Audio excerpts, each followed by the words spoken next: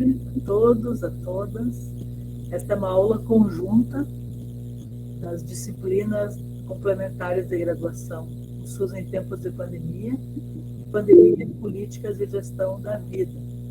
E nós estamos trabalhando com o tema vulnerabilidade e determinação social da saúde. Então, nós seguimos, aí trabalhamos com atenção primária à saúde, a importância da atenção primária para serviços, né, para sistemas de acesso universal. Nós falamos da diferença entre cobertura universal e sistema universal, e nós estamos trabalhando com esse tema da desigualdade, da vulnerabilidade e das diferenças no acesso aos serviços, e quanto a pandemia tornou isso mais visível e aumentou a situação já de gente, né, de desigualdade. Então, a nossa professora é a professora Mona Lisa, e esta aula é uma aula que procura dar continuidade ao que vem sendo discutido nas duas disciplinas. Então, o nosso momento de encontro, para nós, é um momento sempre muito, muito importante. Então, eu falei um pouco da trajetória da disciplina SUS em tempos de pandemia. Mona Lisa, se tu quiseres falar um pouquinho da disciplina que tu coordenas, e aí tu pode iniciar a aula. Bem-vinda. Ótimo. Prazer teu também, a gente sabe que nós. Bem-vindos, alunos, alunas. Boa tarde, gente. É ótimo a gente ter esse momento de encontro de novo, né, das turmas. Fico super contente com isso. Essa é a nossa 10ª aula, nosso 10º encontro, né, da disciplina da DCG, Pandemias, Políticas e Gestão da Vida. A gente vem discutindo essas questões, né, várias questões relacionadas à pandemia, esses impactos sociais, né, a gestão da pandemia, as disputas de narrativa relacionadas à pandemia. Assim, tivemos uma aula que tratou, né, de quando outras epidemias se encontram, né, o que a gente tem visto também relacionado a outras questões de saúde também que permanecem agravadas, e nesse encontro com a pandemia de Covid-19, e aí a gente depois partiu para uma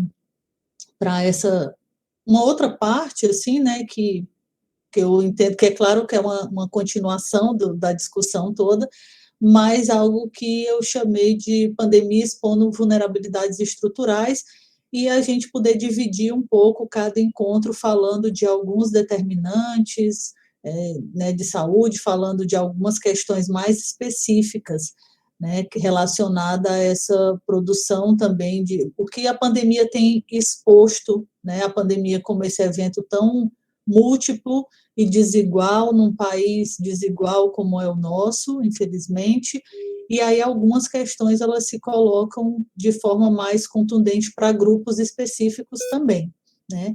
E aí na semana passada a gente discutiu questões relacionadas à raça e etnia, pensando, né, a população negra e a questão da pandemia.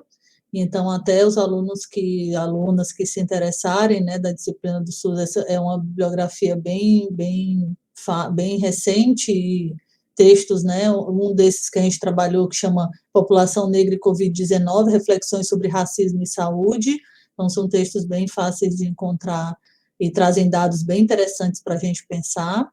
E um outro texto que não, que está como complementar, mas que eu acho ele fundamental, assim, para pensar, não só, é um texto mais antigo, que é da década de 96, mas é um texto da Alcida Ramos, uma antropóloga, e chama O Papel Político das Epidemias, o caso Yanomami.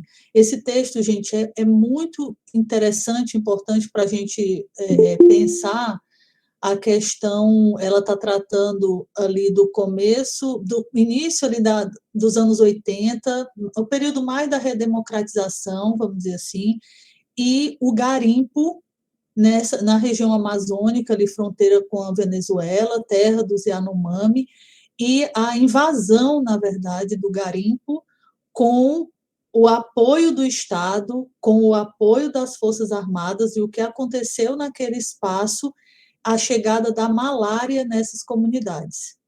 E a destruição, assim, a morte de muitos indígenas. E aí ela trata dessa questão, né, por isso o nome do texto, papel político das epidemias, e como essa construção foi sendo feita e a gestão também de uma crise que se instalou ali, né, e muito pensando assim, ela usa a ideia de vazios demográficos, que tinham todo um discurso que foi sendo construído pelo Estado brasileiro para dizer que aquela região não era ocupada, então que podia se ocupar, e se ocupar com esse tipo de trabalho, que é o garimpo.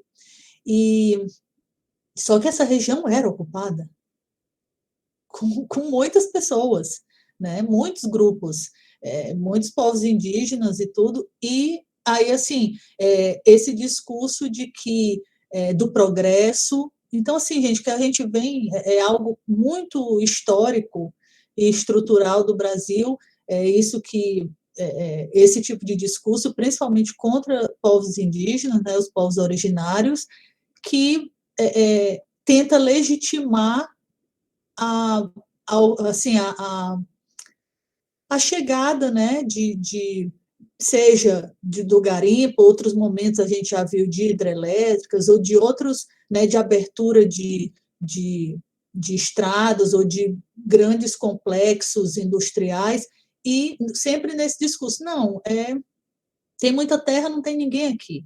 Né? Então, pelo bem do progresso, do desenvolvimento da nação, e isso tem um custo muito grande, né, em termos não de vidas, né, em termos em termos étnicos e em termos também de toda a questão cultural e desse projeto de nação que a gente vem construindo, né? Então, assim, eu acho que é um texto incrível, né? A forma como ela constrói e traz, assim, ela está falando eu gosto muito, assim, porque também ela traz toda essa conexão com o momento político que a gente vive, do fim da ditadura militar, né? Depois de 21 anos, e essa abertura, né, política, assim, a redemocratização, mas ainda ali a Constituição ainda sendo pensada, e ainda o papel dos militares no Estado brasileiro.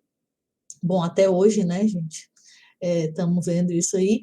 Mas, assim, então ela faz a conexão de todos esses elementos políticos, econômicos e assim, de grupos étnicos e de saúde, né, a partir de um caso específico, que foi esse caso Yanomami, mas que a gente consegue pensar muitos elementos da história do Brasil. E aí a gente lê isso e vê o que a gente está passando novamente, né, em outros termos, em outras dimensões, mas que se assemelha muito agora com a pandemia de Covid-19. Então, para quem se interessa assim, por esses temas, e aí é muito interessante para ver o papel da FUNAI, o papel dos agentes de saúde naquela região, no momento que ela também fala disso, como é que estava essa situação da saúde indígena, não estava, né?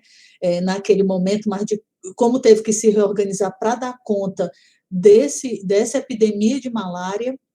Então, assim, tem vários aspectos muito interessantes, tá? Já faço, assim, aqui a propaganda do texto da Alcida Ramos, que eu acho que é muito bom para pensar. Às vezes a gente diz assim, um texto mais antigo e tudo mais. Gente, assim, essas coisas, elas vão acontecendo e voltando no Brasil. Na verdade, elas voltam, não é que elas voltem, né? Porque são problemas, são questões que a gente não resolve completamente, né? Então, meio que são ciclos, assim, que a gente acaba tendo que lidar, né, nessas situações. E aí, hoje, de acordo com o nosso programa, mas essas discussões elas se conectam, né, gente? Então, só pensando, né, que isso foi o que a gente começou a discutir semana passada, essas questões de raça e etnia, e aí hoje a proposta é a gente pensar um pouco sobre classe social, sobre as questões de precarização do trabalho, que também estão muito relacionadas às vulnerabilidades, essa questão estrutural do país,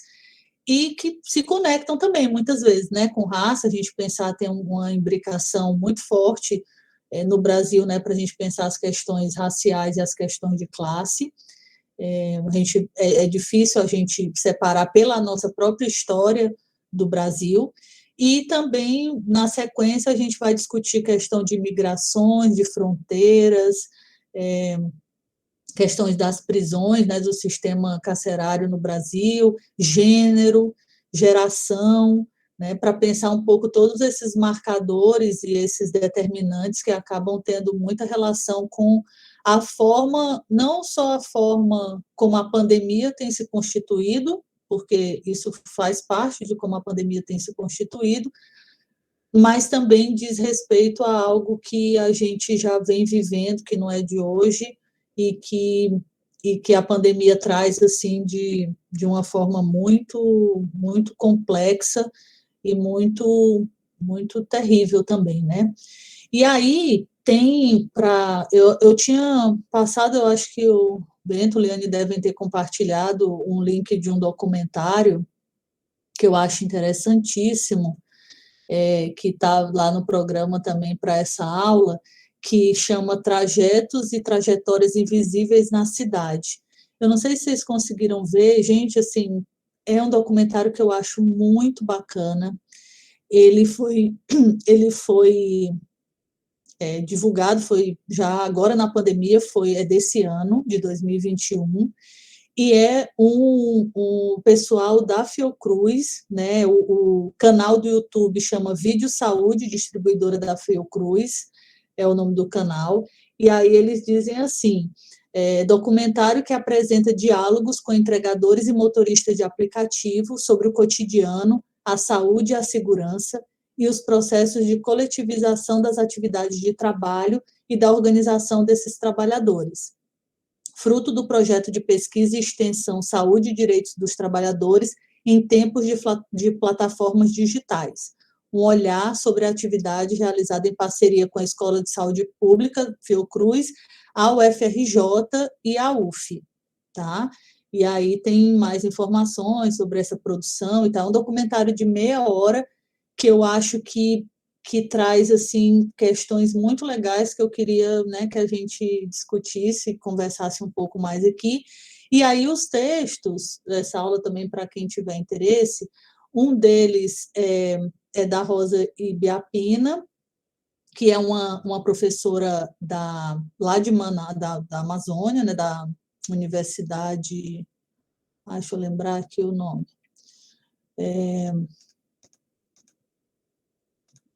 deixa eu olhar aqui, da Federal Rural da Amazônia. Eu estava tentando lembrar que não era da UFMA, é da UFAM, é da UFRA, a Universidade Federal Rural da Amazônia, e é um texto que chama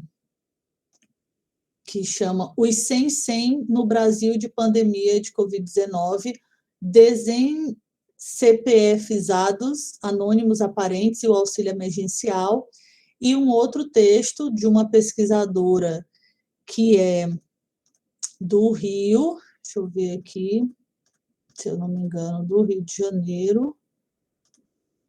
Deixa eu olhar o nome certinho, gente, a Ludmila Moreira Lima, da Universidade Federal do Estado do Rio de Janeiro, assim, da UERJ, que chama Não Estamos no Mesmo Barco, pensando trabalho, precariedade e vulnerabilidade em tempos de pandemia, tá?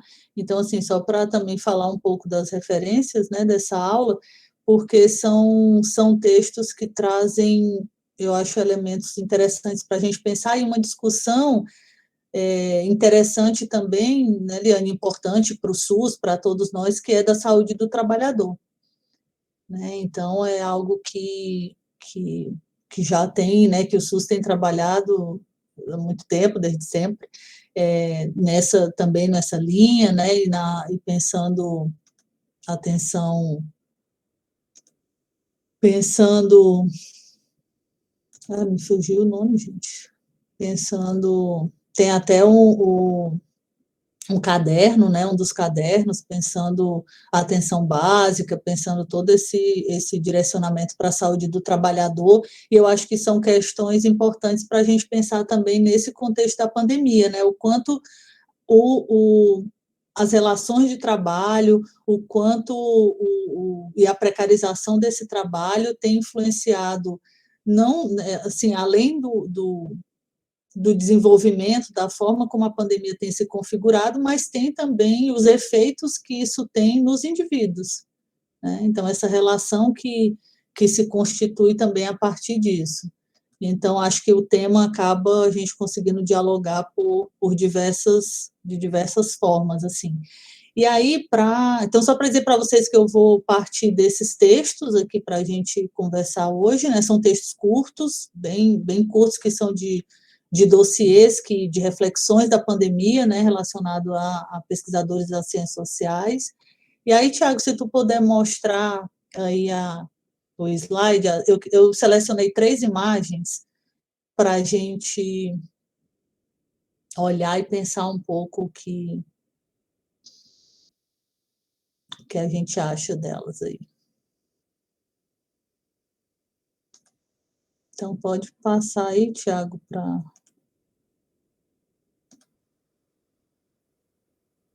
Ó, gente, essa acabou ficando maior o texto do que a imagem, mas eu queria que vocês focassem na imagem.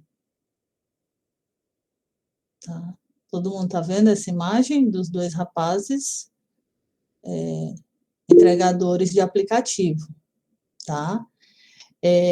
A foto é desse rapaz desse jornalista que chama Tiago Queiroz. Essa é uma reportagem do Estadão, que o título da reportagem é 12 horas por dia, 7 dias por semana, R$ 936. Como é pedalar fazendo entrega por aplicativo em São Paulo? Por aplicativo. São Paulo tem 30 mil entregadores ciclistas de aplicativo, a maioria entre 18 e 27 anos, faixa etária que mais sofre com desemprego. Aí, o rapaz que fez a foto, o jornalista que fez a foto, ele postou nas redes dele, né? E aí eu vi já a partir disso também, e aí depois que fui olhar a matéria, né? E a imagem me chamou muita atenção, né? Assim, eu acho muito, me afeta muito essa imagem, né? Eles estão descansando, tá? E aí ele diz, né, momento de descanso de bike boys, nova classe de trabalhadores advinda do boom de aplicativo de entrega rápida de comida. Observação, alguns amigos perguntaram se a foto era pousada ou performance. Não é, nunca faria algo desse tipo num caso como esse. A cena realmente estava desse jeito quando passei por lá, na região da Faria Lima, que é uma região da cidade de São Paulo, né? E aí ele divulga a matéria e tal, e as pessoas que estão relacionadas aí também à matéria.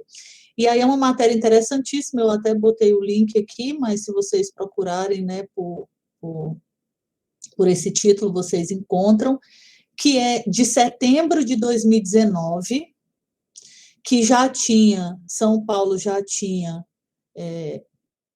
esses 30 mil integradores ciclistas, estamos falando de ciclistas, não de moto, né, e nem de os Uber e tal de carro, falando de entrega de bicicleta, que é uma parte do documentário também já, né, desse documentário que eu indiquei para vocês, que já mostra um aumento, gente, enorme na pandemia. Isso aqui é pré-pandemia, né, antes, 2019.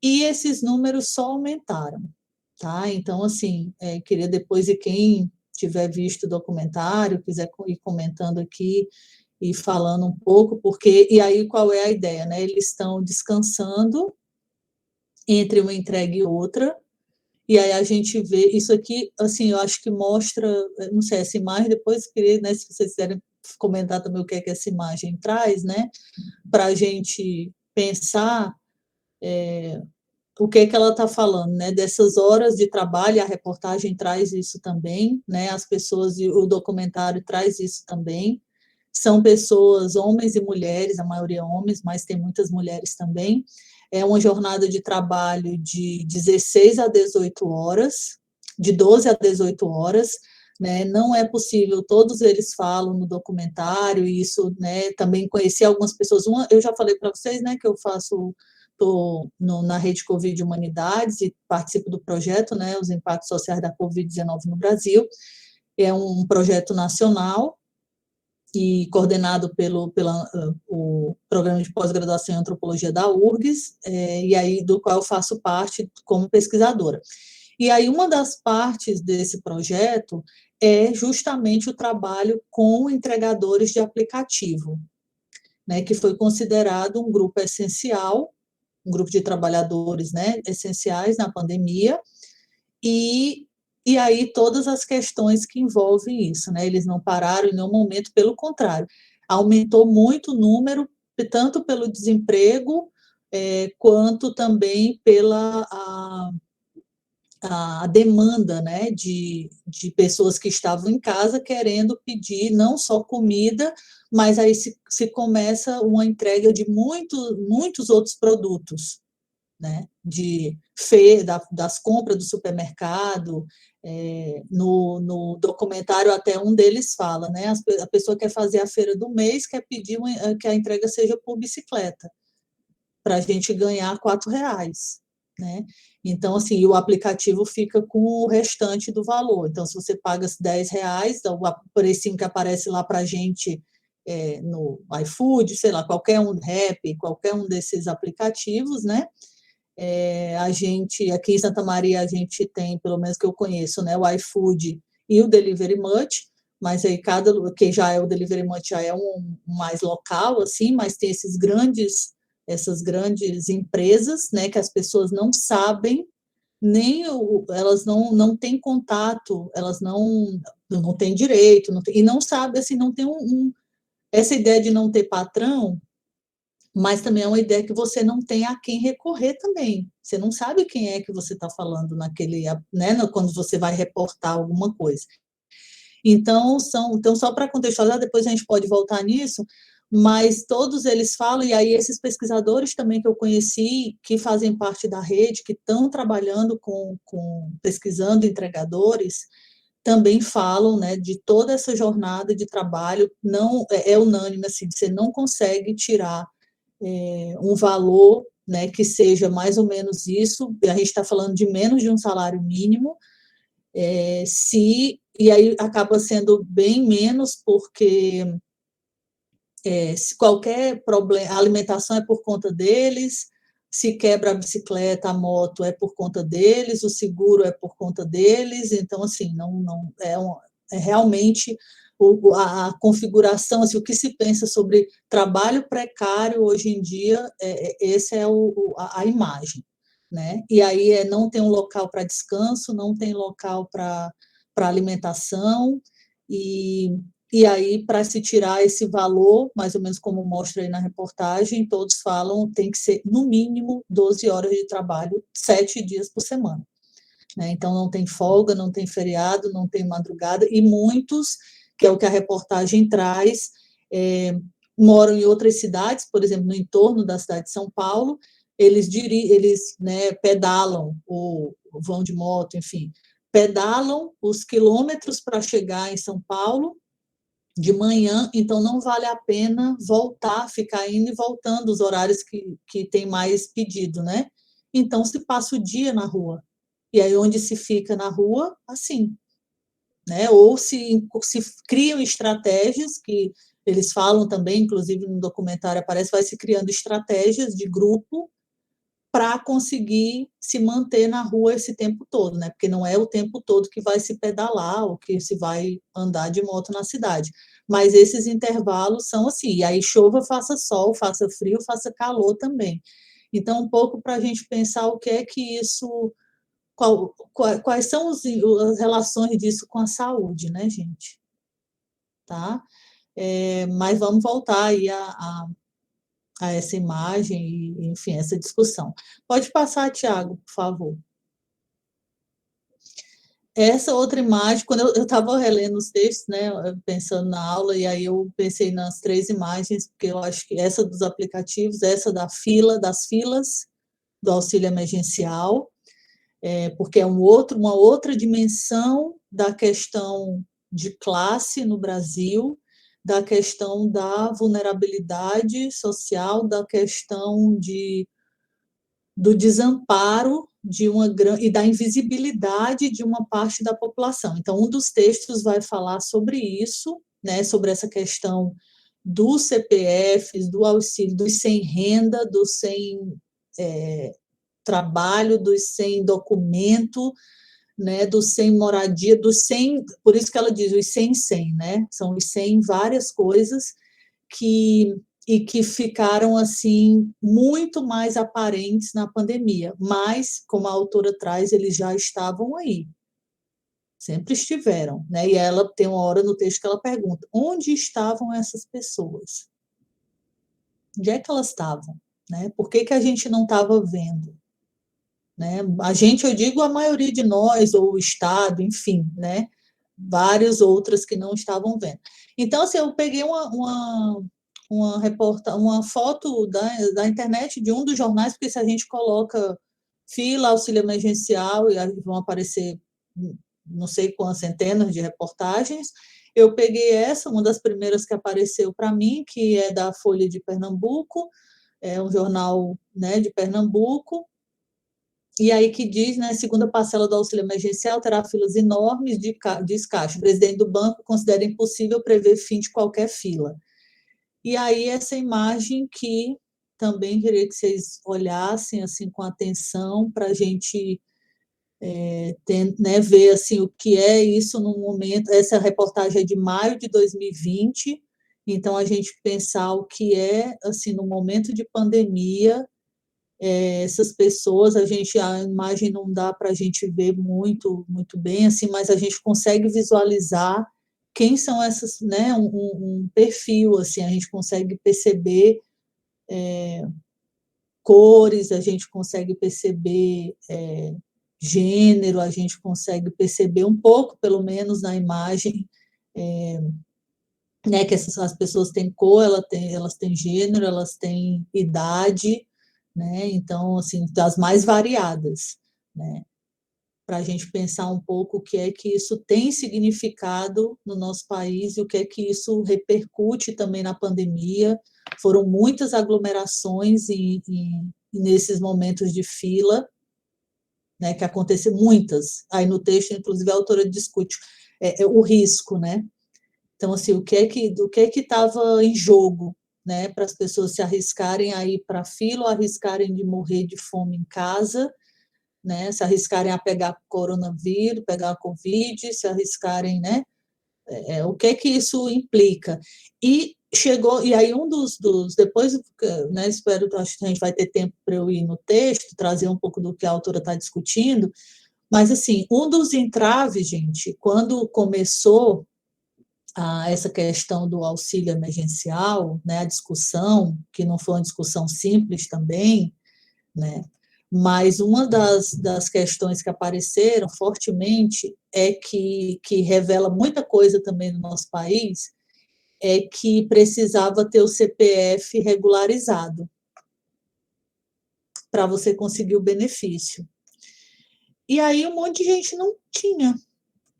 E aí um monte de gente, a gente está falando deixa eu ver os dados aqui que ela traz, para falar certinho para vocês.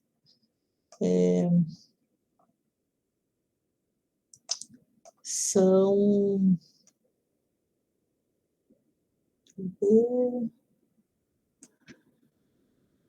Foram,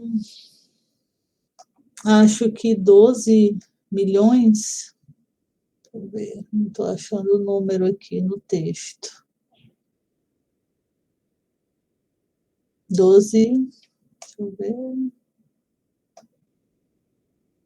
Eu acho já e digo para vocês, se eu não me engano, 12 milhões de pessoas.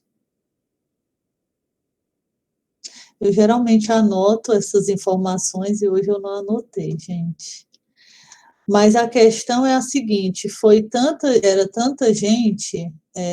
Ela traz alguns dados, né, de população empregada, a informalidade no Brasil, que atinge, né, isso esse texto é do ano passado, a informalidade atinge quase 40 milhões de pessoas no Brasil, a gente está falando de mais de 40% da população empregada no setor privado, trabalhos domésticos sem carteira assinada, autônomos, sem CNPJ e atividades domésticas declaradas auxiliares. E aí, uma outra informação interessante é que em 2019, cerca de 4 milhões de pessoas trabalhavam por plataforma e aplicativo de entrega. Vocês imaginam, 4 milhões. Eu falei aquele número de 30 mil em São Paulo, 4 milhões na cidade de São Paulo, 4 milhões no Brasil. E aí eles falam como Rap, Log, iFood, Uber Eats, Apetite. Né? E esse número, certamente, de 2019 para cá, certo, né, aumentou. Não sei se já saiu algum dado maior. Diga, Raquel. Oi, boa noite. Oi. Que legal, Mona Lisa, que eu estou te escutando, que eu já te ouvi falar várias vezes. Que bom. Aí, legal conhecer as pessoas, né? Assim, ouvir o que tem a dizer, assim. Mesmo que na tela, né? Eu vou ter... Travou para mim, travou para vocês, gente, a Raquel? Tá construindo. Vocês estão me ouvindo? Não estão me ouvindo? Será que se eu desligar a câmera é melhor? Estamos ouvindo, mas com alguma interrupção. Só para te avisar que pode falhar, estava falhando um pouquinho. Vamos ver, agora melhorou? Tá. Então, eu fiquei pensando... Tá, eu fiquei pensando, que é muitos números, né? Eu fico lidando com os números também. Hoje eu vi o número da subnotificação. E aí eu fiquei, meu Deus, quanta gente. E aí, todas essas pessoas, assim, circulando, né, na pandemia, e a gente, tipo, o Brasil é muito grande, e aí tem essas políticas que nos regem, assim, e aí teve um momento quando você falou da questão do trabalho informal, dessa coisa de não ter patrão, né, eu conheci algumas pessoas sem patrão, assim, e é um rolê ver o que dá para fazer no dia, né, geralmente coisas corporais, assim, né, sei lá, faz um alimento, ou já alimento bastante, ou limpeza, ou malabares, ou artesanato, ou pano, sei lá, tanta coisa, né. Só que daí, quando pega a Covid, não tem esse pai, porque daí parece que patrão é patriarcal também, né? Então não tem um pai que rege, assim, que vai dar os direitos, né? Assim, que o direito, na verdade, é a necessidade básica de ter o que comer, onde morar. E daí você não tem quem pague a sua vida ali naqueles dias para ficar sem ter contato com outras pessoas por 15 dias. Porque se não trabalha, não tem o que comer, assim, porque é o dia que faz, não é pensar, vou receber o meu salário inteiro agora, no dia 5 e vou pagar o aluguel no dia 7. E aí isso dá um bug, assim. Sim. E... Oi.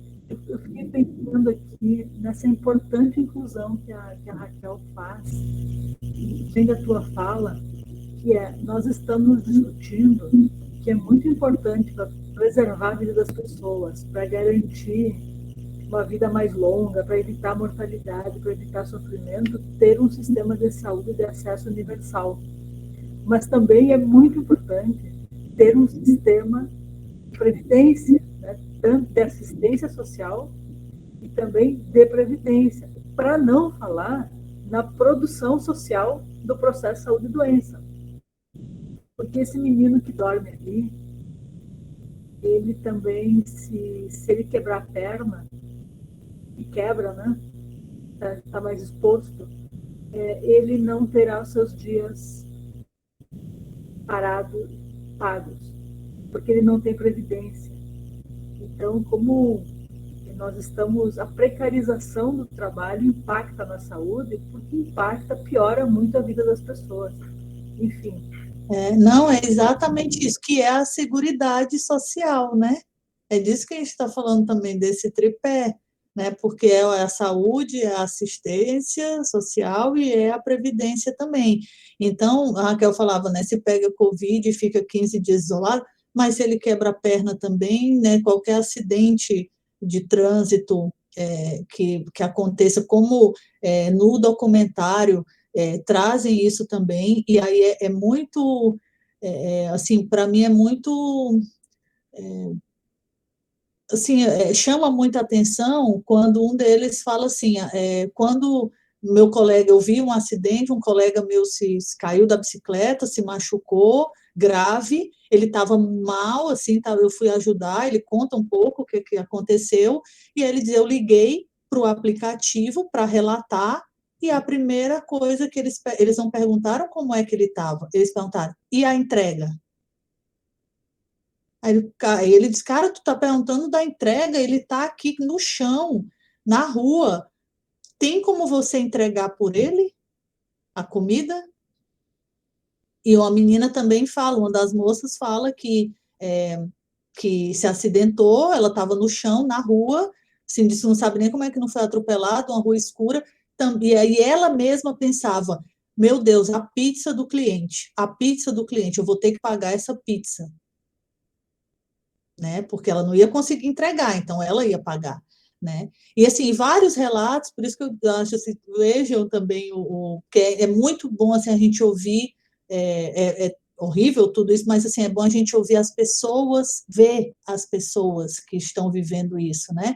E aí assim, né? A Raquel falou também né, dos direitos e desse Estado, né? E essa ideia de pai. Eu acredito, não diria exatamente pai, né? Eu diria um Estado de direitos, né? De que a gente, entendendo que a gente contribui também, tudo que a gente está fazendo na nossa vida, a gente está dando um retorno para esse Estado, financeiro, inclusive, né, a partir de impostos, de tudo, do pão que a gente compra, que tem, né, não é só o pagamento que é descontado para quem tem carteira assinada, para quem tem, né, o CLT ou qualquer vínculo, servidores públicos e tal, autônomos, né, quem paga MEI, quem paga tudo isso, mas no dia a dia, tudo que a gente consome, né, o IPTU que a gente paga, né, sei lá, qualquer coisa desse tipo, são muitos impostos, né, que a ideia é que tem essa contrapartida também do Estado. Então, quando a gente vê que não tem que essa conta, que essa troca, ela não é justa, também em alguma medida, né, porque não chega para todo mundo, né, algumas questões. E aí, como é que essa relação entre, né, trabalho que a gente pode, né, temos que tentar fazer essa relação entre bem o que a Liane falou, né, o que é que a gente, o que é que tem a ver, né, tudo isso que a gente está discutindo aqui, essas imagens que a gente está vendo, com o impacto nos serviços de saúde, o que é que, né, como é que as pessoas esse rapaz se acidenta no trânsito, ele vai ser chamado uma ambulância, SAMU, o SUS ele vai para um hospital, e aí isso em tempos de Covid também tem um lugar, né, de como é que isso tem um jeito de como as coisas estão acontecendo, e aí ele fica, né, depois ele vai precisar sair dali, e aí o que é que vem nessa saída? Né? Qual é o que é que existe depois, né, de uma alta do hospital? A gente não sabe, aí muitos vão precisar de seguir com tratamentos também, pode acontecer, né, de seguir com reabilitações, enfim, são muitos desdobramentos que podem acontecer. E aí, para a gente ter, né, a dimensão, assim, eu estava tentando achar aqui, eu estava no outro texto que tinha essa informação dos CPFs, né, em situação irregular, que 12 milhões são 19, quando aparece isso, né? Quando a Covid, a pandemia começa, que aí começa essa discussão do auxílio emergencial, a Receita Federal traz esses dados, porque começa a ter um problema para as pessoas receberem. Aí, gente, eu nem estou falando, né, da questão do acesso, da questão digital, ter um celular que se baixe com internet, com aplicativo para conseguir. Esse é uma outra questão. Tudo isso a gente está falando de gestão da pandemia também, né? Que tem a ver com assistência, que tem a ver mais que de alguma forma chega na saúde, né? E aí a Receita Federal identifica 19 milhões de pessoas que pediram a regularização do CPF para conseguir o auxílio. Então teve essa primeira barreira da burocracia, porque não era chegar lá e como é que comprova, como é que... Não, aí tinha já o CPF. E aí, quando foram olhar, 12 milhões era por não ter votado nos últimos anos. E aí a gente fica com problemas no CPF. E aí o que é que... aí foi uma confusão tão grande, né? Não sei se vocês lembram, acompanharam isso ano passado, que assim, aí ela até fala, né, no texto, que foram muitas pessoas falando, assim, foram muitas críticas de agentes da saúde, porque quem estava na gestão da saúde olhando para isso, dizendo, gente, não é possível esse tipo de aglomeração nesse momento da pandemia. Era crítica da mídia, era crítica de pesquisadores, de vários grupos da sociedade, até que teve uma decisão liminar de um juiz, que ela traz isso no texto, né, que suspendeu a exigência dessa regularização do CPF para tentar agilizar a questão, né, porque a gente já está falando de, assim, abril, maio, então as pessoas já estavam, né, sem trabalho. Mas aí faz a gente pensar também, né, o que é que quer dizer essa quantidade de gente, 19 milhões de pessoas que procuraram, né, que foram dizer que queriam regularizar, porque provavelmente teve um outro tanto que não foi atrás disso, o que é que quer dizer também, né? Onde é que, assim, como é que essas pessoas estão inseridas nessa sociedade que exige isso? O que é que a gente não faz sem uma documentação? O que é que a gente, sabe, para a nossa vida a gente precisa, né? Na nossa vida coletiva, pública, assim, para a gente acessar questões, coisas, a gente muitas vezes precisa, a maioria das vezes, né, a gente precisa de um número.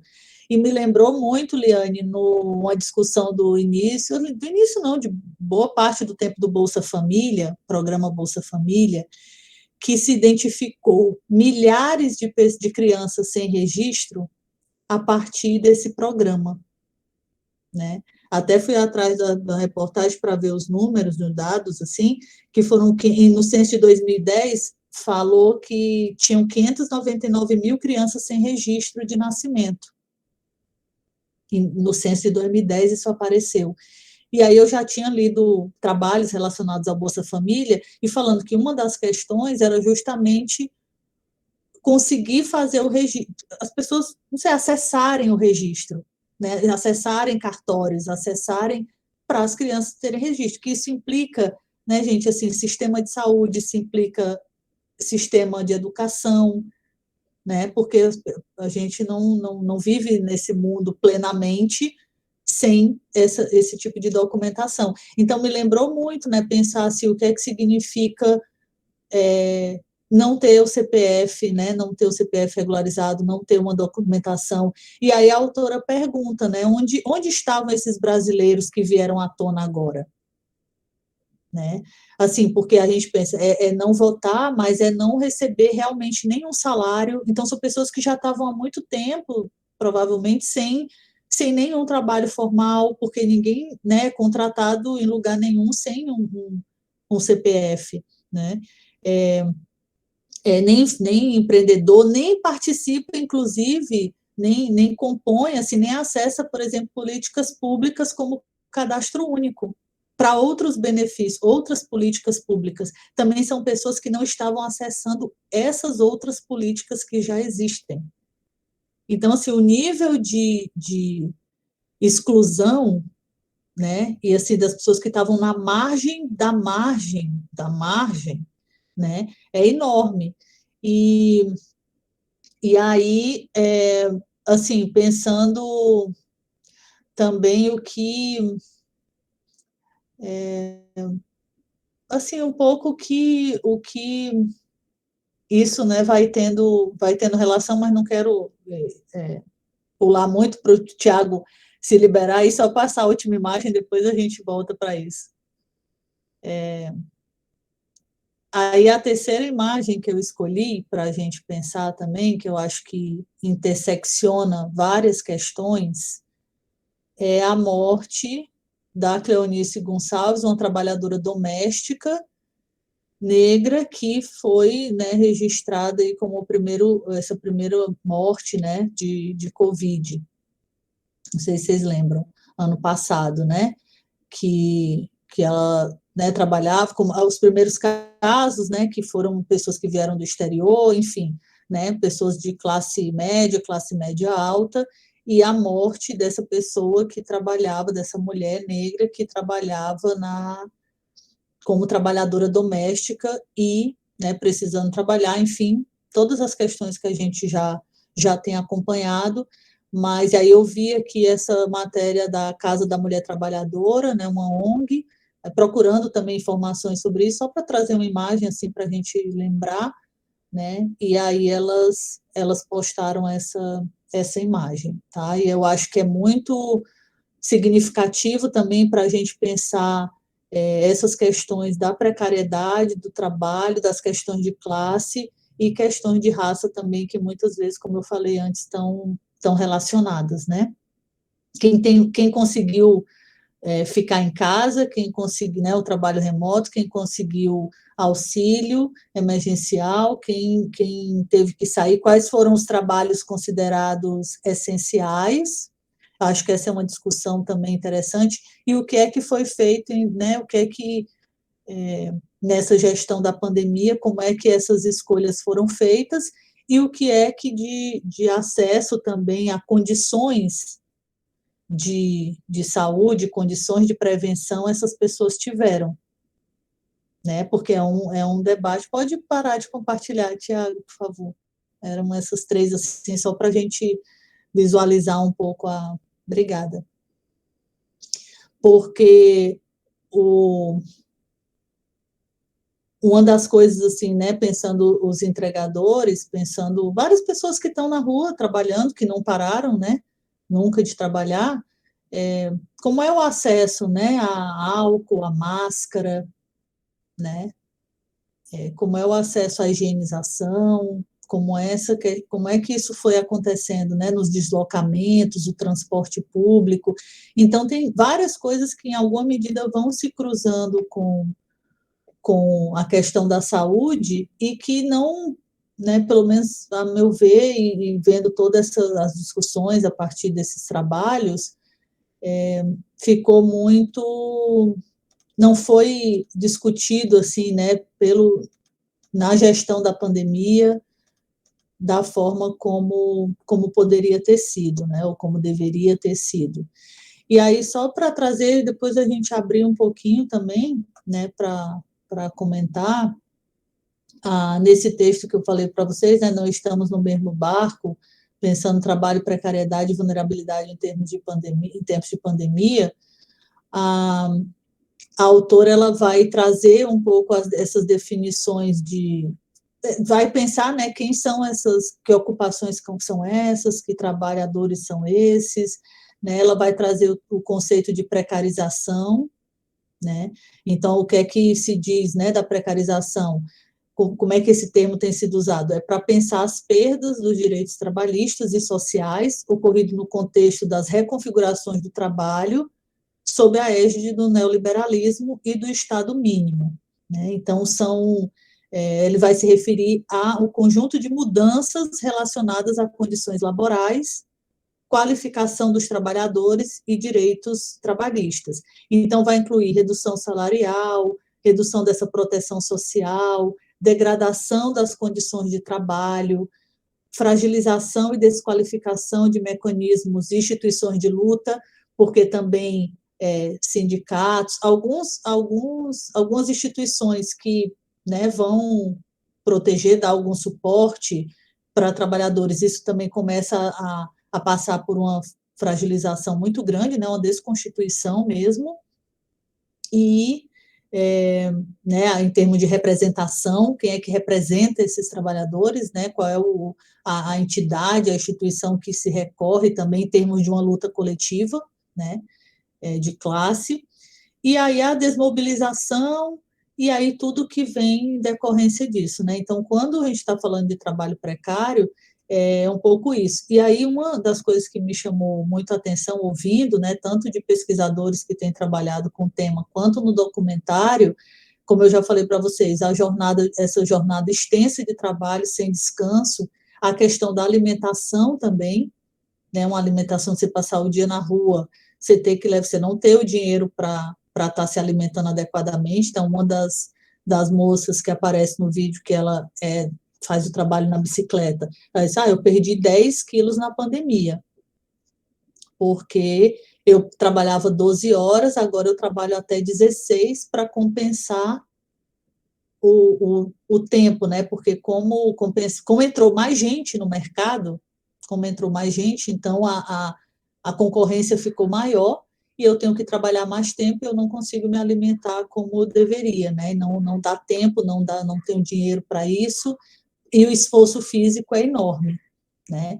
Então, assim, para a gente, e aí ela fala, inclusive, de saúde mental, de saúde física, né? O que é estar o dia na rua, tem uma diferença entre homens e mulheres também, essa questão de estar na rua, de estar né, tá entregando nas casas das pessoas, também tem uma diferença de gênero forte, e aí para a gente pensar um pouco nessas relações, assim, que tem a ver com saúde do trabalhador também. E um dos aspectos interessantes que eu acho desse texto, que a autora traz, assim, brevemente, é essa questão do empreendedorismo no Brasil. Essa narrativa do empreendedorismo, do sem patrão, que por um lado né, é muito sedutora e tentadora, né, e aí muita gente quer, né, não ter patrão, isso faz parte também, mas aí eu acho que é interessante uma discussão que ela traz, e aí como as linguagens vão mudando, né? Então, eu sou empreendedor, aí as empresas também vão mudando a linguagem, né? Não são mais trabalhadores, são colaboradores, são parceiros, né? Aí são gestores do próprio tempo, né? E aí ela diz, tem uma parte no texto que ela diz o seguinte, a instabilidade permanente vira uma forma de vida para trabalhadores que estão na informalidade. Essas pessoas fazem inúmeras coisas ao mesmo tempo e podem mudar tudo no dia seguinte. Assim, isso que estão chamando de empreendedorismo nada mais é do que uma gestão para garantir a sobrevivência. Se a pessoa que está na informalidade não fizer isso, ela morre. Então, assim, eu acho que chama a atenção também para a gente pensar de que empreendedorismo se está falando, né?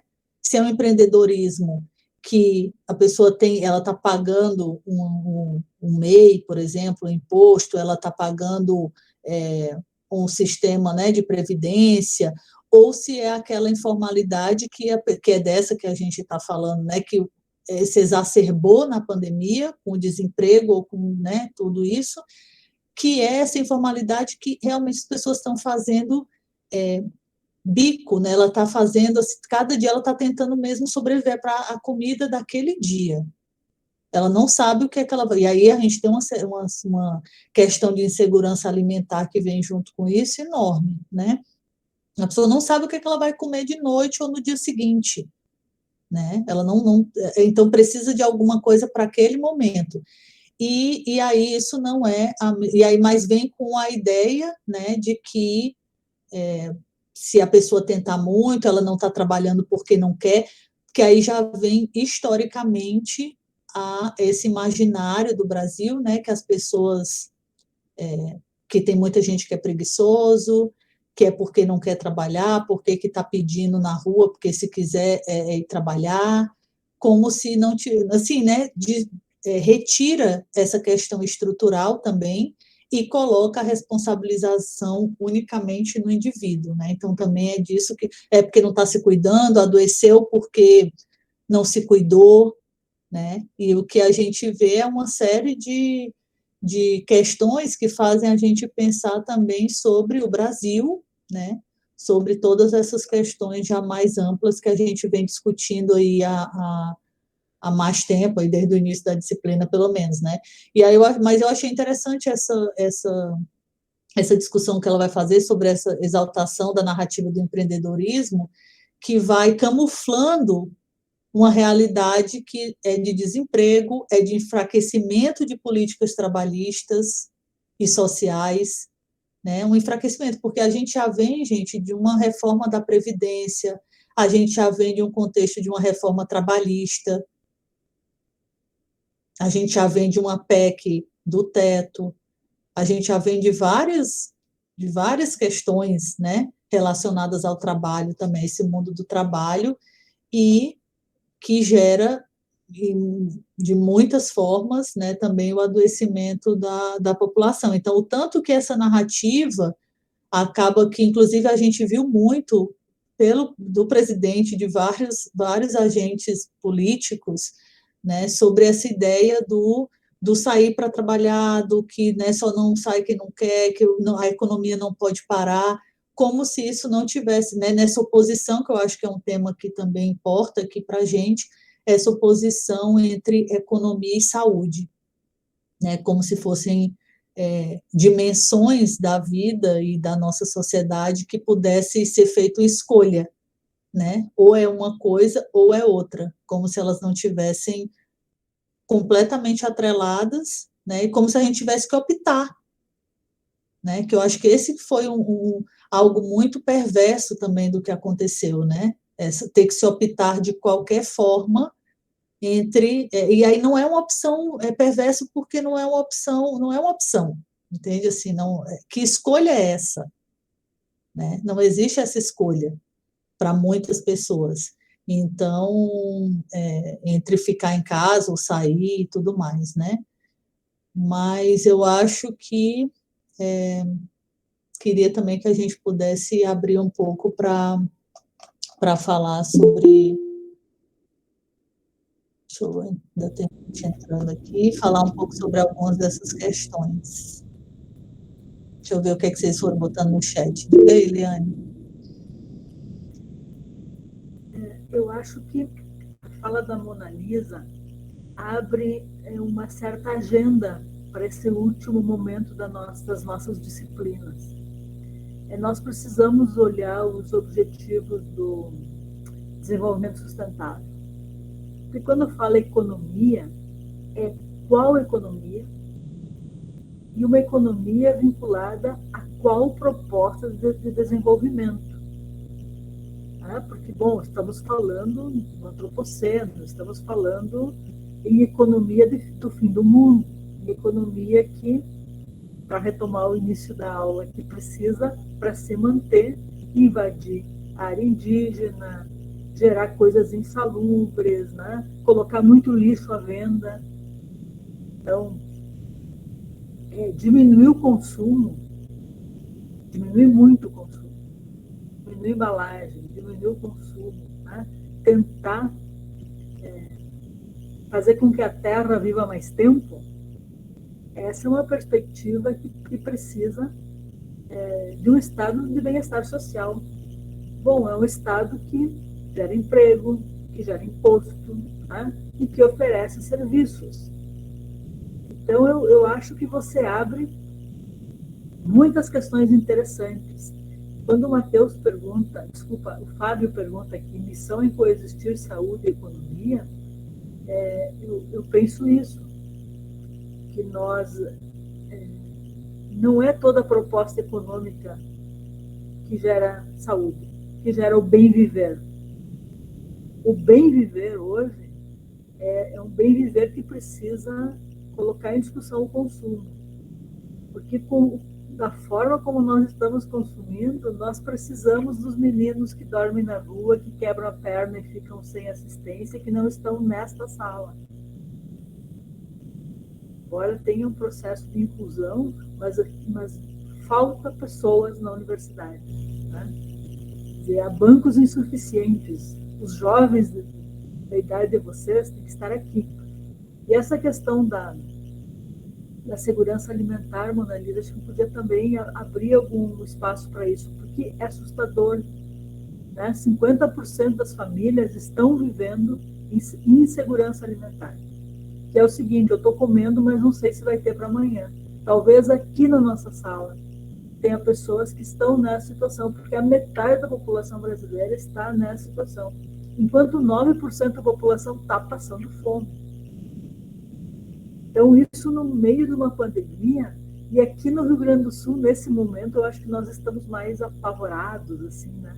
Porque é uma pandemia, a necessidade de isolamento, de distanciamento, do uso de máscara, fome, casas que são pessoas em casas que não são seguras, né, para o frio, e esse frio. Então, estamos dando uma aula trabalhando com a saúde coletiva em um país que já perdeu 2 anos de expectativa de vida, só num ano.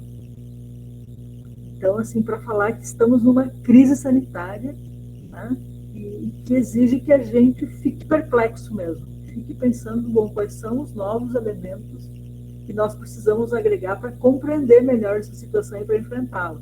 Para encerrar, se alguém está pensando, essa é uma discussão da política, da antropologia, não tem nada a ver comigo, são essas pessoas que estão nos nossos serviços. Então, galera, pessoal, eu queria dizer assim, nós precisamos, nesse momento, responder o que nós entendemos por promoção da saúde, por exemplo, por prevenção, por educação em saúde. Esse menino que trabalha desse jeito, que sustenta um filho, sustenta uma companheira, enfim, que dorme ali, ou a mulher que sustenta filho, sustenta um companheiro, eles nem acessam os nossos serviços, nem acessam a nossa unidade básica. E se acessam, passam correndo e tal, a gente diz, não tem ficha. Olha só, atendi, está de novo, veja bem. Acho que é um momento que nós precisamos nos reposicionar.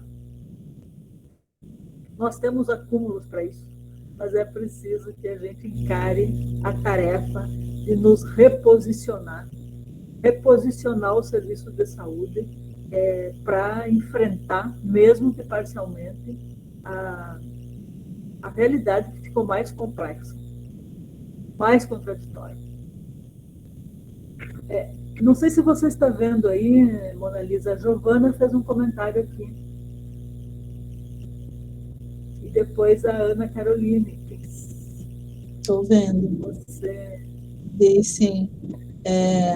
A Giovana falou da Nancy Fraser, né, que discute sobre a dominação que a proteção social vai estabelecer com as pessoas, pensando nesse caso dos entregadores de aplicativo, para o trabalho ter acesso aos direitos, o trabalhador ter acesso aos direitos, ele precisa estar contribuindo para a Previdência. Então, mesmo sendo um direito, ele tem um dever para poder ter acesso. Isso. E a Ana Carolina falou, né, desses horários, da questão dos horários, que também é uma forma de afastar as pessoas do atendimento. E eu só comentando, eu acho que tem tudo a ver, assim, isso que a Liane vai falando, assim, convocando a gente para pensar, né, porque de dizer, assim, o que é que isso tem a ver, né, o que é que essa discussão, acho que o tempo inteiro a gente tem que estar relembrando mesmo, é a ideia de relembrar, assim, qual é o nosso lugar, né, o nosso papel nisso tudo e como é que essas questões elas se conectam, né? Eu acho que todo o trabalho, inclusive a antropologia tem essa mania quase de querer ficar conectando tudo com a vida da vida cotidiana da gente, mas é porque a gente entende que realmente está conectado, né? Então, assim, o que é que tem a ver, né, essas desigualdades estruturais na nossa sociedade com uma precarização que a gente está vivendo agora, que é uma precarização como forma de governo, né? É a ideia de que o precário é né, a ideia do precário, porque todo movimento é para isso, né? De cada verba que é cortada, cada dificuldade de acesso a qualquer serviço, seja ele de saúde ou qualquer outro, é uma, uma forma de governo também, né? E isso faz algum sentido para algum grupo específico, né? Então, assim, a gente acaba tendo que lidar também com essas outras dimensões, tendo que entender um pouco como é que a nossa sociedade está se organizando e ela está em movimento o tempo inteiro, porque realmente são essas pessoas que chegam para a gente em vários momentos, né? Não sei se alguma medida, infelizmente, talvez não chegue, né? Assim, ainda não chega aqui nessa sala, né? E aí eu lembrei muito a Liane falando disso, da matéria, né? Da foto que eu mostrei, um dos rapazes fala: eu estou tentando juntar dinheiro para fazer um cursinho, porque meu sonho é fazer engenharia civil. E aí a gente olha para essa pessoa, gente, assim, que caminho é esse, né? Com que tempo, com que condição, né, mental, física, de tempo, de tudo, né, para se conseguir isso. E aí a gente está falando de pessoas de 18 anos, de 20 anos, da idade de vocês, né? Então, assim, como o documentário mostra, ele vai se acidentar e aí vai ter uma rede de amigos que eles estão tentando se organizar, por isso também a importância, né, dos movimentos, dessa organização coletiva, que a gente está num momento, inclusive, difícil de fazer isso, né, a importância, assim, tanto das instituições que já existem, isso, né, dos sindicatos, ou esses conselhos, né, gente, o controle social que precisa acontecer, né, a gente está aqui falando de SUS também, né, obviamente, sempre, todo tempo falando de SUS, controle social, uma dimensão importantíssima desse processo, que também tem sido prejudicado por conta da pandemia, né? Então a gente está falando desses, né? Essa pessoa ela vai acessar o serviço, não vai? E aí me lembrou muito, já passo a palavra para ti, Matheus. Me lembrou muito, Liane, você falando, essa pessoa é a que não chega no nosso serviço, é o que não chega lá na unidade básica. E aí eu pensei, essas pessoas talvez é as que não estão se vacinando, mas não porque não estão negando a vacina, talvez porque não tá acessando mesmo, que é uma questão, eu acho que agora muito urgente para a gente pensar, né? A vacina não está sendo acessada por todos, da faixa etária, na forma como está sendo organizada. A gente sabe que tem arestas aí para a gente aparar, né? E aí como é que a gente algo que a gente também tem um papel em pensar isso, né? Entender será que essa pessoa aí, esse rapaz chegou na idade dele, ele conseguiu ir no posto para se vacinar? Qual era o lugar que ele tinha que ir para se vacinar lá na cidade dele? Enfim, né? Com essa rotina de trabalho, então assim são questões para a gente pensar mesmo. Diga lá, Matheus. Sim, eu gostaria de destacar, assim, algumas coisas que eu achei interessantes, que, pela minha percepção, assim, essa parte ali daquele documentário deixa bem claro que essa perda de direitos nos últimos anos, ela está, assim, intimamente relacionada com a expansão de um modelo capitalista que prioriza as multinacionais e esse tipo de empresa que domina em várias regiões, não só de um país, mas no mundo inteiro, né? E isso, eu acredito, assim, que esse distanciamento, assim, né, não digo, assim, nem a inexistência de um patrão, mas, assim, pelo menos o distanciamento, em muitos casos, entre o funcionário e o patrão, e essas estratégias de convencimento que as empresas utilizam, muitas vezes, para convencer, que nem tem no documentário também, alguns termos, assim, né, de ganhar dinheiro fácil, como um complemento de renda, coisa assim, mas na verdade se torna uma coisa assim que é um fardo, que é todo o serviço principal da pessoa, né, que depende disso para a sobrevivência, e é tudo uma propaganda que ilude as pessoas, e eles não têm como sair daquilo ali, porque é a única fonte de renda para ter como comer, né, é uma coisa muito complexa, e esse tipo de relação toda que a gente faz entre esses fatores, acho que também a gente tem que relacionar bastante com a saúde, né, por causa dos acidentes de serviço que se tornam cada vez mais frequentes nesse tipo de trabalho informal, esse tipo de coisa, e a gente tem que pensar uma construção de uma sociedade alternativa, com modelos mais sustentáveis, que consigam dar conta de reorganizar esse tipo de dinâmica, né, que a economia precisa ser muito mais localizada de formas diferentes. Até acho interessante ali no final do documentário que eles falam, assim, dessa colaboração entre os funcionários, né, de criar grupos para se ajudar nos serviços, essas coisas, modelos alternativos de uma gestão, né, para conseguir fazer as entregas, esse tipo de coisa entre eles mesmos, e acho que isso se aplica para vários outros tipos de serviços também. Acho que são pontos interessantes, né, para a gente pensar.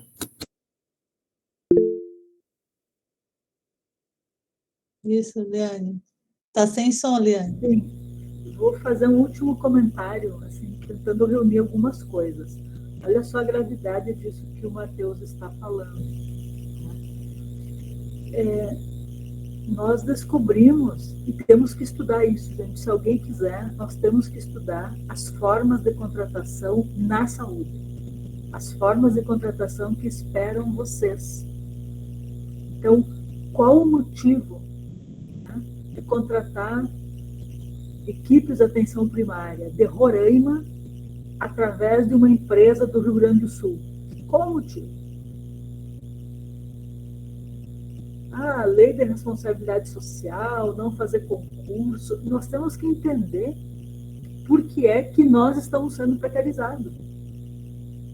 O que é que justifica, por que é que os gestores, hospitais e tal, estão precarizando, né, a mão de obra na saúde, porque assim era o último reduto, né? Nós precisamos de trabalhadores de saúde que conheçam o seu território. Ou senão a gente vai atender só em UPA, né? Só em pronto-socorro. Acompanhar no tempo exige conhecer o território. Então, essa perspectiva de conhecer o território é de alguém que faz um concurso e permanece no tempo naquele município, naquele serviço. O desmonte disso também se dá por um patrão distante, não é? Também se dá por uma terceirização e uma precarização do trabalho. Essa é uma discussão que nós também temos que fazer, porque ela afeta o trabalhador, afeta vocês e afeta, diminui a nossa capacidade clínica de cuidado. Né? Hoje nós temos enfermeiros itinerantes, por exemplo, é um fenômeno. Eu fui itinerante no começo da minha vida, porque precisava ter uma gestão que topasse, né, fazer uma coisa alternativa, que era organizar a atenção primária. Mas passou esse tempo, agora tem o SUS, agora as pessoas devem ficar. Eu quis ficar num lugar, fiz um concurso para ficar num lugar e ser responsável, né? Dizer a disciplina não deu certo, passa diferente o semestre que vem, não é? Enfim, é isso que a gente faz. Não apostar numa avaliação, na possibilidade de voltar, ver como é que foi e melhorar, é isso, contrata e 6 meses depois descontrata, né? E não fica nada, né? Então, só para dizer para vocês que a precarização chega no trabalho em saúde. E nós podemos dizer, ela é muito violenta para o catador de papel, ela é muito violenta porque não tem casa, agora ela é muito violenta para esse menino que pode falar 2 ou 3 línguas e ter um ensino médio super bom, ou ter começado uma universidade e está precarizado, e de alguma forma chega em nós, tá? Temos uma formação de nível superior e tal, e nos preparando para ter uma inserção institucional. Também a precarização nossa, tá?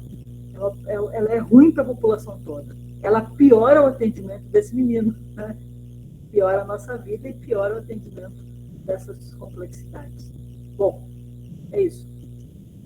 Totalmente correto, Liane, assim, foi no ponto mesmo, porque a gente não está fora dessa lógica, ninguém nessa sociedade não estamos fora dessa lógica da precarização como uma forma de vida, de governo, né? Porque aí vai chegando, talvez a gente, né, acha que não chega, né? Às vezes, talvez em algum momento se iludiu, né, um pouco com o ensino superior. Se iludiu no sentido de, não é uma boa palavra, mas para dizer assim, a gente não vai passar por questões desse tipo, né? A pessoa que está, né, de uma classe muito baixa, que está numa situação de pobreza, mas assim, são vários níveis de precariedade, né? E aí não é à toa, a gente está vendo muitos doutores sem trabalho, indo ser Uber.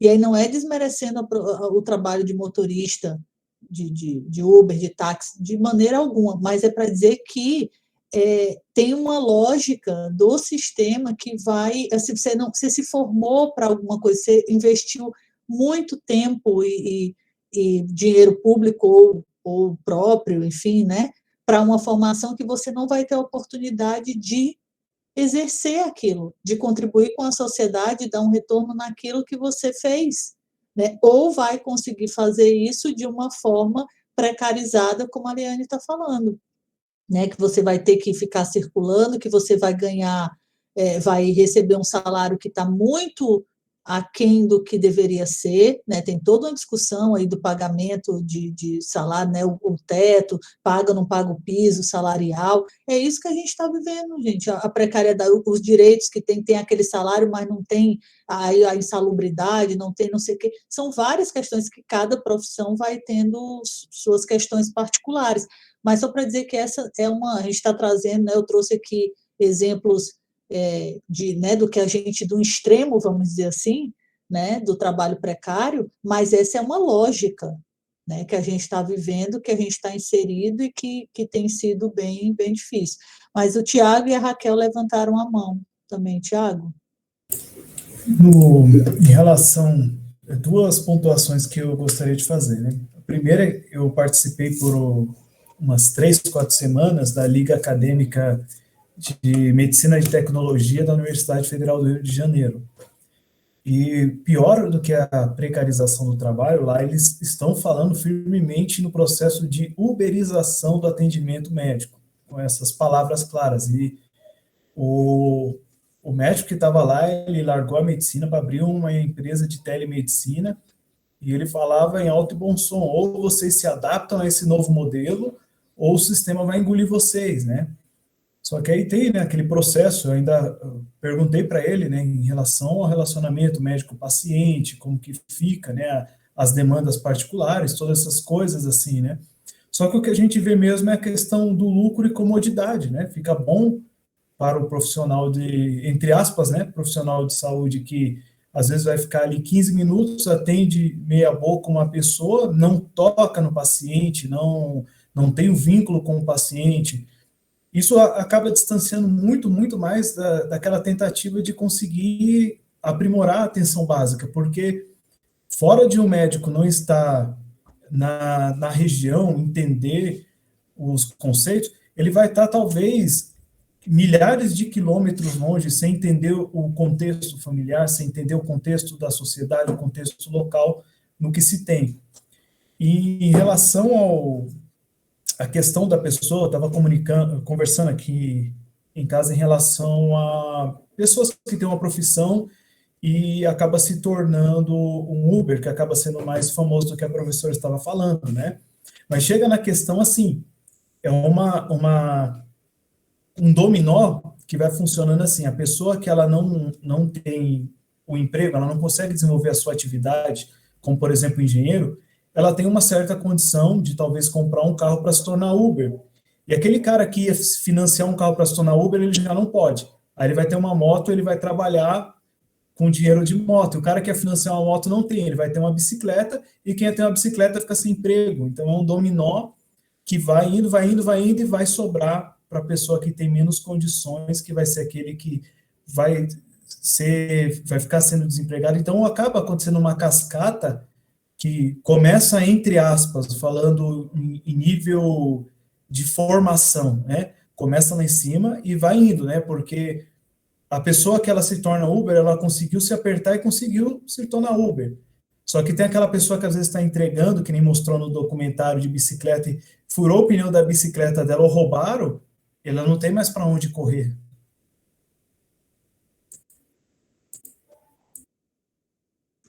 Isso aí, Tiago. É bem esse dominó mesmo. Raquel,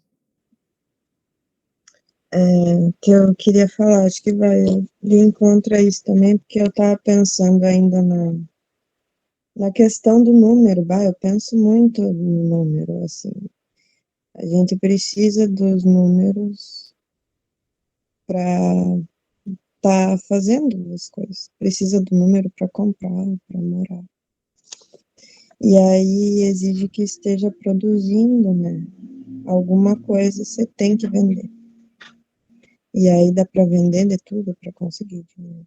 Desde o corpo até, sei lá, um colar, assim, e daí no meio disso várias coisas, né?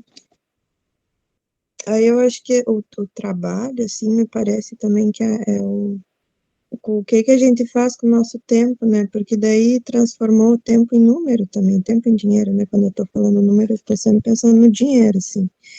E aí eu tava lendo, eu lembrei de um texto que eu li que falava era de filosofia da linguagem, numa cadeira, que falava do sapir, alguma coisa assim. E aí era de que eles ficassem se questionando, assim, que foram numa aldeia na Amazônia, que tinha pessoas ali que não, eles estavam já com pressuposto, eram pesquisadores, né, da língua e tal, pressuposto que eles não tinham algumas coisas que a gente tem. Agora não consigo lembrar bem, mas o ponto é que eles ficaram, eles contavam um número em 1, 2 e mais de 2. E não tinha outra nomeação de número, né? E daí eles ficaram, mas como assim? Eles não conseguem contar os outros números? E a gente inventou tudo isso, é muito grande, né? Sei lá, pensando até onde o corpo chega, eles viviam sem números. Não tinha número de registro, não tinha número para ter acesso à comida, a alimentação é 1, 2, mais de 2, e com isso vive, assim, porque é outra relação com o ambiente, né? E aí parece que a gente chegou num estado, assim, de dependência tão grande, que às vezes não vê também como que as pessoas vivem sem esses números que a gente acha tão importantes, assim, porque afinal de contas estão vivas, né?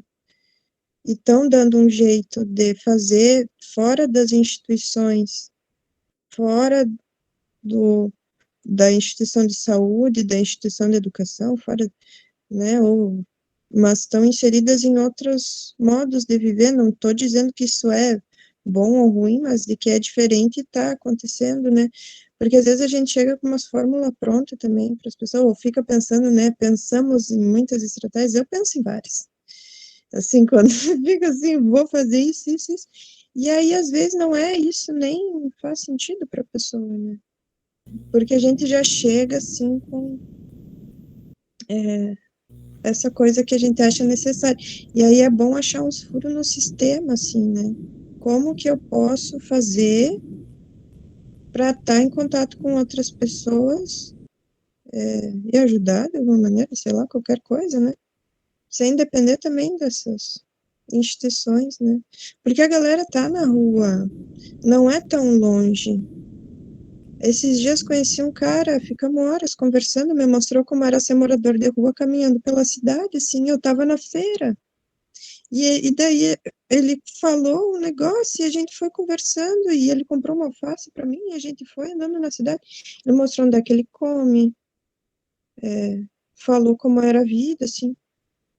Não tá tão longe, né? Mas é uma outra lógica, assim. Sei lá. Tá bem pertinho, Raquel, mesmo. Sim. Tá bem perto. Então, Mona Lisa, olha, a Bárbara está pedindo para falar. Aí, se mais alguém quiser, inscreva-se logo, que a gente vai encerrando a nossa disciplina daqui a pouquinho, a nossa aula daqui a pouquinho, pode ser? Vai. Eu posso falar? Eu estava pensando nessa relação entre a precarização do trabalho e a saúde, e aí eu comecei a internalizar isso, assim, principalmente na pandemia. Vou fazer um relato breve, assim, de como isso, as minhas percepções e as vivências que eu tive, assim, ano retrasado eu ainda tinha bolsa de universidade, né? Eu tinha uma bolsa de monitoria, e aí era uma graninha que entrava, e mais um bico ali, outro aqui, e eu tinha uma renda que eu conseguia me manter, sem depender tanto da minha família. E aí, com a pandemia, eu acabei perdendo a bolsa, porque ela era uma monitoria de prática, né? E as práticas foram encerradas. E eu não consegui retomar essa bolsa, por enquanto não tive retorno dessa bolsa, então essa renda foi totalmente perdida. E eu também perdi os outros bicos que eu fazia, enfim, né, porque não se adaptavam ao modelo da pandemia. Aí eu fiquei um tempão sem renda nenhuma, e aí eu estava mantendo isolamento social. Aí chegou um momento em que eu tive que sair do isolamento social e ir atrás de uma renda, assim. E aí eu acabei indo trabalhar numa distribuidora de bebidas, aqui em Santa Maria. E aí eu fui trabalhar nos meses que teve de férias entre um semestre e outro, e foi uma loucura, porque eu tinha carteira assinada e tudo, e como eu trabalhei nas férias, eu pude me dedicar integralmente a trabalhar ali. Só que era horrível, assim, era exaustivo. Apesar da carteira assinada, eles faziam contratos por fora, te pagavam por fora. Então, grande parte do que tu trabalhava não era pago pela CLT, então era outros contratos, outras formas de pagamento. E era uma exploração sem fim, assim, muita pressão psicológica e tal, e afetou totalmente a minha saúde física e mental, assim. E aí eu via também nos meus colegas, assim, totalmente, assim, esse adoecimento mental e físico, assim. E era muito difícil, porque de fazer qualquer coisa, de dar qualquer alento, assim, para os colegas e até para mim mesmo, porque não tinha para onde recorrer, para onde ir. E era bem complicado, tipo, poder conversar com amigos, assim, quanto tempo tá na empresa? Tô há 2 anos. E aí, qual foi a última vez que tu foi no médico? Com certeza eu vi um médico há mais de 2 anos, faz 2 anos que não faz uma consulta médica, assim. E aí uma pessoa cheia de problemas, assim, sabe? E não tem um acolhimento, assim, porque não tem horário para ir na SF ou no OBS do seu bairro, assim. Todo o tempo que eu fiquei lá, eu não fiz nenhuma consulta médica, nenhum acompanhamento, assim. E quando eu saí de lá, eu saí totalmente ferrada, assim. E aí é horrível, né? Isso tá, tipo, tão mais perto do que a gente imagina. Tipo, eu passei por isso, assim, a precarização do trabalho afeta totalmente, tá totalmente relacionada à saúde. Tanto que quando eu saí de lá, eu sou vinculada à SF aqui do meu bairro e tenho um bom vínculo com a SF. E eu fui lá e o médico já pediu o exame, vamos ver como é que tu tá. E aí, tipo, os níveis de saúde, meu exame de sangue tava indo de 0 à esquerda, assim, tava bem pior do que quando eu estava desempregada e mantendo isolamento social, sabe? E desde, tipo, questões básicas, assim, dentro da empresa, para cuidar, assim, da pandemia, cuidar dos funcionários, tipo, isso não existe, sabe? O comércio Santa Maria não tem nenhum respeito pelos funcionários. E eu fico pensando que esses sindicatos, CDL e tal da cidade, eles são totalmente voltados aos empresários, assim, eles não se prestam a reivindicar uma vacina para os funcionários, sabe? Tipo, não tem nenhuma campanha que o CDL faça que peça vacina para os funcionários do comércio, mas todos os dias eles estão colocando placa em todos os estabelecimentos dizendo lojas abertas salvam vidas. Eu não sei que vida que está salvando, porque só está destruindo a vida da pessoa que trabalha no comércio, assim. É uma precarização bárbara. Eu fico pensando, o que custa o tempo que eles fazem aquelas placas, eles fazem um abaixo-assinado para pedir vacina, talvez para o pessoal que está na linha de frente do comércio, todo dia mandavam fechar a distribuidora. O tempo que eles ficavam mandando fechar a distribuidora porque nunca fechavam, eles estavam mobilizando aí para dar umas máscaras decentes para o pessoal que estava trabalhando, porque máscara, eu não vejo as pessoas no comércio usarem máscaras que prestem, não vejo as pessoas, os empresários, darem máscara para os seus funcionários. E, tipo, é o básico, assim. Muitas vezes eu pedia pro cliente, bota máscara, por favor. O meu chefe falava, não, pode entrar sem máscara.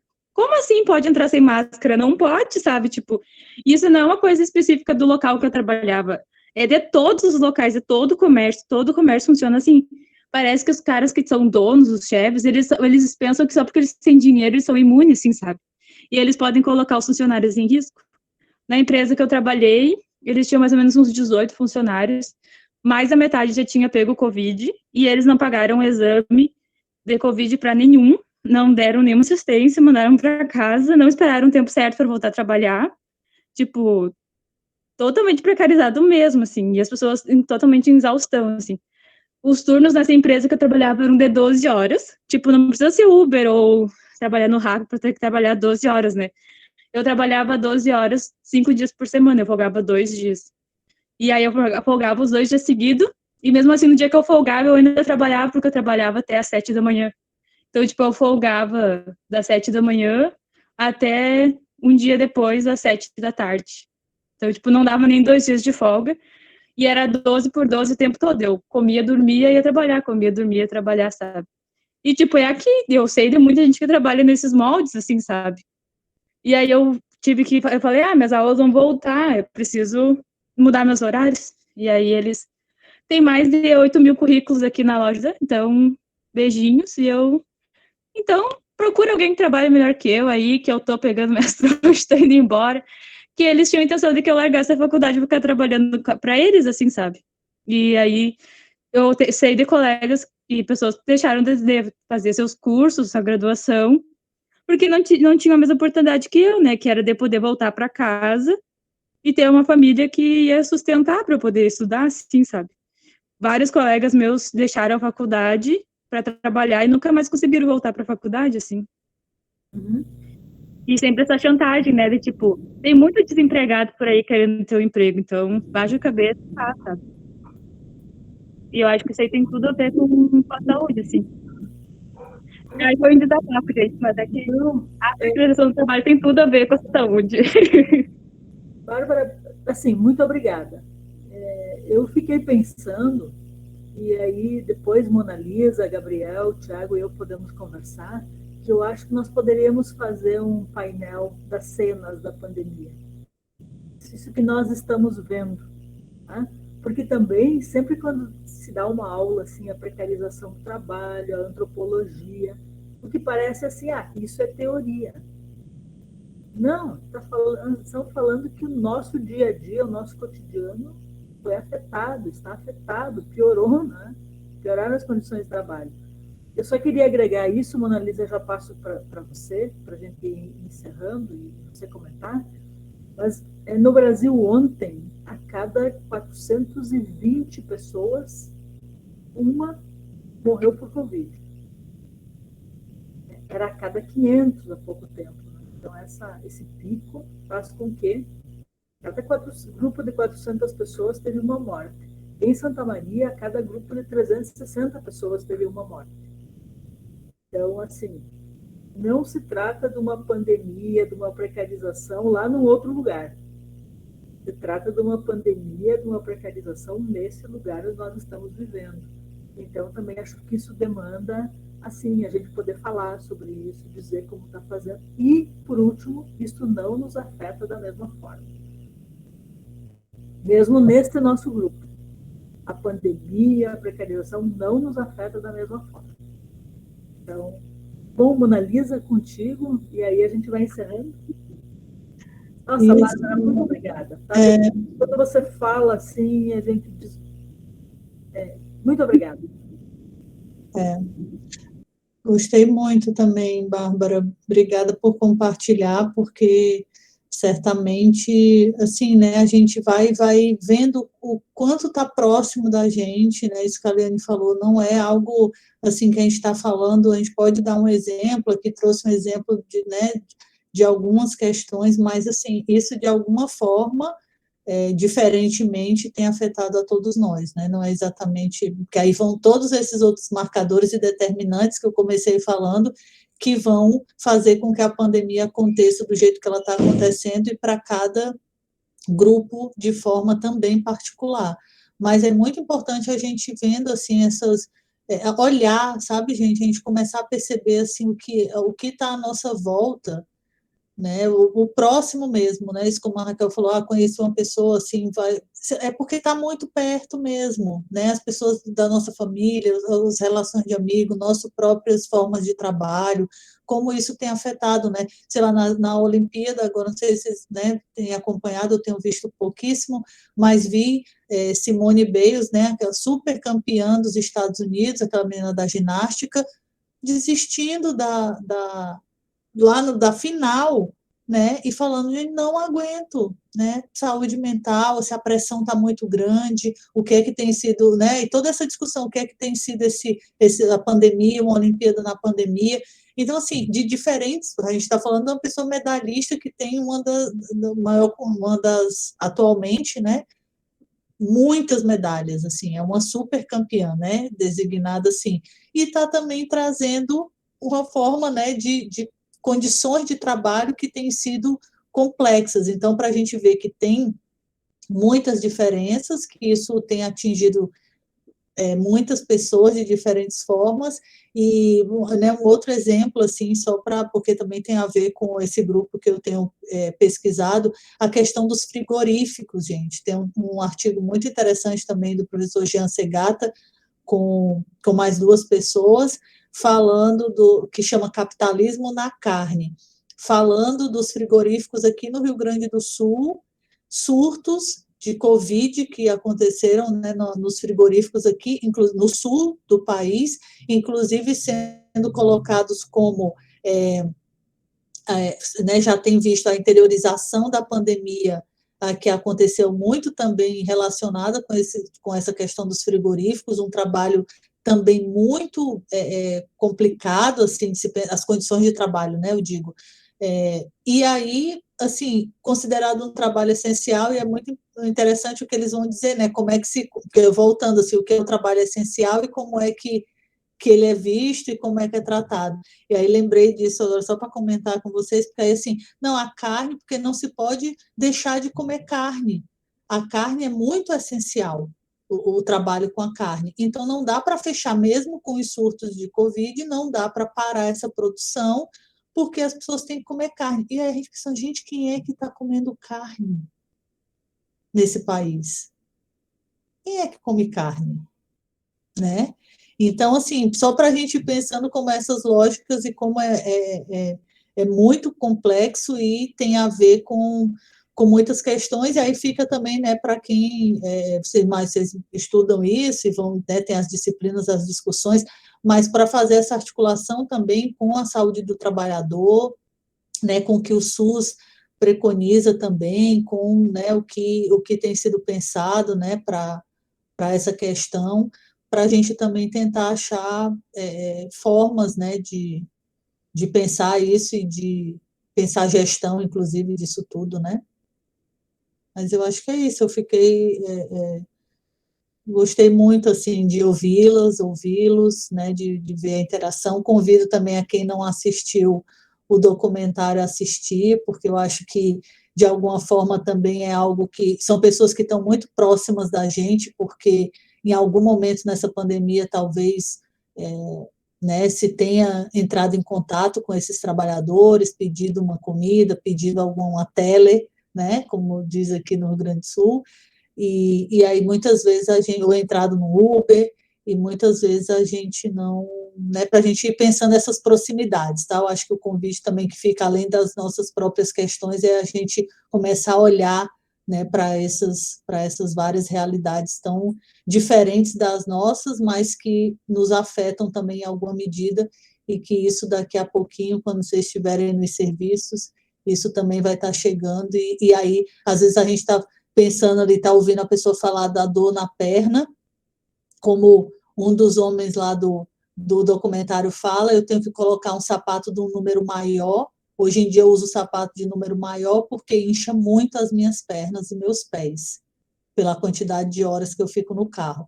E aí, de repente, essa pessoa, né, fiquei pensando, essa pessoa vai chegar no serviço falando do inchaço na perna, e aí a gente começa a ver, né, tudo que tem, assim, da vida dessa pessoa, que ele começa a falar do que ele se alimenta, do que né, que ele não faz exercício, o tempo que ele fica sentado. Então, assim, para a gente ver como, né, inclusive essas escutas aí que a gente vai fazendo, como é importante a gente conhecer mais essas realidades. Acho que é isso, Liane. Acho que sim, muito bom. Então, Gabriel, Thiago, vocês têm algum recado? O recado para a disciplina SUS em tempos de pandemia é que amanhã nós vamos postar a atividade de sexta-feira e algumas alterações no cronograma. Teremos que encerrar uns dias antes.